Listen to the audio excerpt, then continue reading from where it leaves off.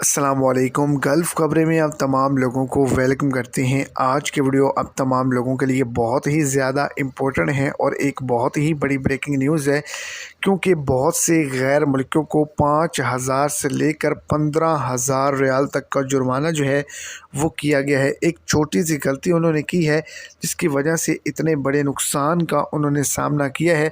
तो अगर आप भी पाकिस्तान, इंडिया या बांग्लादेश से ताल्लुक़ रखते हैं और सऊदी अरेबिया के अंदर मौजूद हैं और इकामा रखते हैं, तो ये वीडियो आप तमाम लोगों के लिए बहुत ही ज़्यादा इम्पोर्टेंट है। तो वीडियो को एंड तक देखें ताकि आपको तमाम डिटेल की अच्छे से समझ आ सके। और अगर इस चैनल पर आप फर्स्ट टाइम है तो लाजमी से चैनल को सब्सक्राइब करें, वीडियो को लाइक करें और अपने दोस्तों तक इसको ज़्यादा से ज़्यादा शेयर करें।